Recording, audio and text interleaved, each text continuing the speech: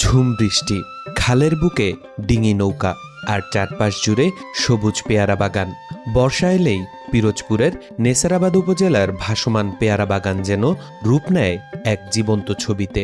প্রকৃতির এই অপার সৌন্দর্য দেখতে প্রতিদিনই দেশের বিভিন্ন প্রান্ত থেকে ছুটে আসছেন শত শত দর্শনার্থী। প্রকৃতির সৌন্দর্যের পাশাপাশি এই পেয়ারা বাগানই হাজারো মানুষের জীবিকার প্রধান অবলম্বন।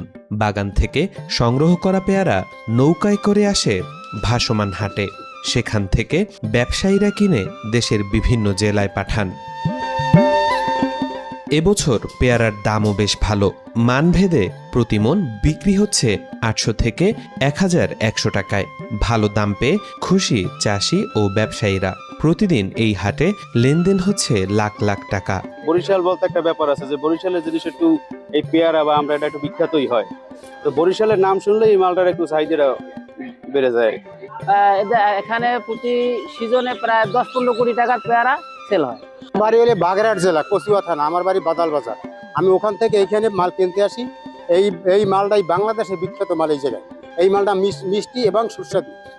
আমরা এইখানে মাল নিয়ে ওখানে খরিদ করি, প্রতিদিন আসি, প্রতিদিন বিক্রি করি। এখন এই ভাসমান পেয়ারা বাগান শুধু কৃষির নয়, পর্যটনেরও অন্যতম আকর্ষণ। খালের বুকে নৌভ্রমণ আর সবুজ বাগানের সৌন্দর্য উপভোগ করতে পরিবার পরিজন নিয়ে ভিড় করছেন দর্শনার্থীরা। তবে পর্যাপ্ত পার্কিং, ভালো সড়ক ও পাবলিক টয়লেট না থাকায় কিছুটা ভোগান্তির কথাও জানিয়েছেন তারা। অবশ্যই অভাবনীয় সুন্দর। আমরা ঢাকাতে এত প্রকৃতি, এত গাছ, এত ফলমূল গাছে ধরতে দেখি না, বাজার থেকে কিনে খাই। তো পুরো রাস্তা আমরা এটাই এনজয় করতে করতে আসছি যে সবুজ চারপাশে ফল ধরে আছে, জাম্বুরা। ও আমার বাচ্চা অনেক খুশি। এখন আমরা পেয়ারা বাগানে যাব, যে দেখি কেমন ওই জায়গা। এই পর্যন্ত আমাদের মনোমুগ্ধকর। এখানে আসছি মূলত প্রতি বছরই এখানে আসি। হলো যে এখানে দেখার মতো অনেক সৌন্দর্যের বিষয় হলো পেয়ারা বাগানটা। পেয়ারা বাগানে আমরা উদ্দেশ্য করে প্রতি বছরই আসি বন্ধুরা মিলে, কিন্তু এখানে গাড়ি রাখার মতো কোনো ব্যবস্থা নাই। সরকার যদি এ বিষয়ে কোনো ব্যবস্থা নিত তাহলে হয়তো বা আর পর্যটক বাড়তো। এখন আমি মূলত পিরোজপুর থেকে এসেছি।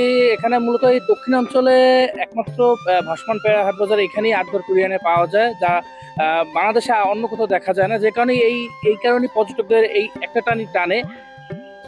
এখন যদি সরকার যদি এই পর্যটকদের জন্য, এবং এখানে কিন্তু প্রতি বছরই বিদেশিরা অনেকেই ঘুরতে আসে, এখন যদি সরকার যদি এই পর্যটক এবং বিদেশিদের জন্য একটু গেস্ট হাউস বা রেস্টুরেন্টের ব্যবস্থা করতো তাহলে কিন্তু আসলে সবার জন্যই ভালো হতো। এখানে এসে দেখলাম লাগছে, দেখা যায় আমরা যারা কাজ বাজ করি সপ্তাহে একদিন বিনোদনের জন্য আসি, হয়তো বা শুক্রবার ছুটি পাই, এই জন্য দেখা যায় ভাসমান কিছু পেয়ারা বাজার আছে এগুলো দেখার জন্য, এবং ভালো ভালো দৃশ্য আছে এগুলো দেখার জন্য আসি। কিন্তু দূর দূরান্ত থেকে অনেক লোক আসে, শুধু যে পিরোজপুরের লোক আমরা আসি সেটা তো না, এখানে দূর দূরান্ত থেকে লোক আসে, কিন্তু তাদের জন্য ভালো কোনো রেস্ট হাউস নাই, থাকার মতো কোনো ব্যবস্থাও নেই।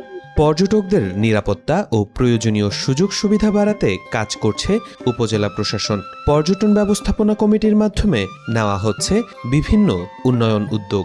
এই বিজ্ঞপ্তিতে আমাদের পর্যটকদের, স্থানীয় স্টেক হোল্ডারদের সহ সকলের যা যা করণীয় সেই সম্পর্কে আমরা সবাইকে অবগত করেছি বিভিন্ন মাধ্যমে, এবং যারা এই বিজ্ঞপ্তি অমান্য করবে তাদের বিরুদ্ধে আমরা আইনগত যে প্রয়োজনীয় ব্যবস্থা সেটা আমরা অলরেডি নিয়েছি, এবং আমাদের যে মনিটরিং প্লাস যেই নিরাপত্তা জোরদারের যে বিষয়টি আছে এটা আমরা বজায় রেখেছি। কৃষি, প্রকৃতি আর পর্যটনের অনন্য মেলবন্ধনে গড়ে ওঠা নেসারাবাদের ভাসমান পেয়ারা বাগান আজ দক্ষিণাঞ্চলের অন্যতম আকর্ষণ।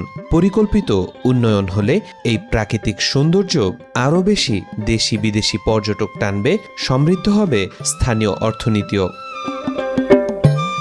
নিউজ ডেস্ক, আজকাল।